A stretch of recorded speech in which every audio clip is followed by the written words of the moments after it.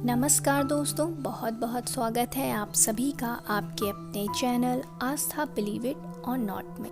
पारिजात, जिसे हर श्रृंगार के नाम से भी जाना जाता है, एक दिव्य वृक्ष है। इसकी उत्पत्ति समुद्र मंथन के समय हुई थी।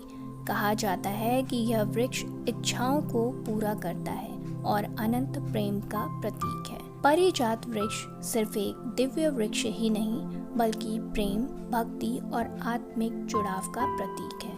यह हमें सिखाता है कि सच्चा प्रेम ईर्ष्या और अधिकार से परे होता है। रुक्मणी और सत्यभामा के प्रति श्री कृष्ण का प्रेम भले ही अलग अलग रूपों में था, लेकिन उसमें समान रूप से गहराई और सच्चाई थी। इस वृक्ष से जुड़ी एक सबसे दिलचस्प कथा भगवान श्री कृष्ण, सत्यभामा और रुक्मणी की है। यह कहानी उस समय की है जब सत्यभामा और श्री कृष्ण स्वर्गलोक की यात्रा पर थे। स्वर्ग में सत्यभामा ने देखा पारिजात वृक्ष को, जो अपनी दिव्य सुंदरता और अद्भुत सुगंध के लिए प्रसिद्ध था। सत्यभामा इस वृक्ष को देखकर अत्यंत प्रसन्न हुई और बोली, यह वृक्ष कितना सुंदर है स्वामी, इसके फूल कितने सुंदर हैं, काश यह हमारे महल के आंगन में होता। श्री कृष्ण ने सत्यभामा को बताया कि यह पारिजात वृक्ष है जो स्वर्ग की शोभा है। इस पर सत्यभामा ने उस वृक्ष को अपने घर के आंगन में होने की जिद करी। तब श्री कृष्ण ने कहा कि यदि तुम्हें यह वृक्ष इतना प्रिय है तो मैं तुम्हारे लिए स्वर्ग से धरती पर इसे ले आऊंगा। सत्यभामा अत्यंत प्रसन्न हो गई इस बात को सुनकर, और श्री कृष्ण इंद्र से पारिजात वृक्ष की मांग करने जाते हैं।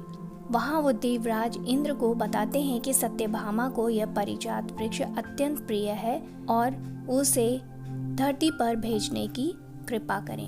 इंद्र जी ने सख्ती से कहा, नहीं, ये संभव नहीं है, क्योंकि पारिजात वृक्ष स्वर्ग की अमूल्य धरोहर है, इसलिए उन्होंने उसे धरती पर ले जाने के लिए मना कर दिया।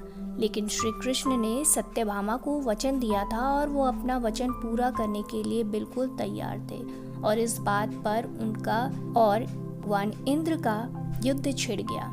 शक्तियों के आदान प्रदान के बाद श्री कृष्ण विजयी होते हैं और वो पारिजात वृक्ष लेकर धरती पर लौटते हैं। परंतु जब वो पारिजात वृक्ष लेकर धरती पर लौट रहे थे, तब भगवान इंद्र ने श्राप दिया उस वृक्ष को कि इस पर कभी भी फल नहीं आएंगे। अब जब पारिजात वृक्ष सत्यभामा के पास आ गया, तब रुक्मणी को यह बात पता चली। रुक्मणी भगवान श्री कृष्ण की पहली पत्नी थी और उन्हें लगा कि श्री कृष्ण सत्यभामा से अधिक प्रेम करते हैं, इसलिए उन्होंने सत्यभामा को पारिजात वृक्ष लाकर दिया है। इस बात को लेकर सत्यभामा और रुक्मणी के बीच हल्का मतभेद उत्पन्न हुआ।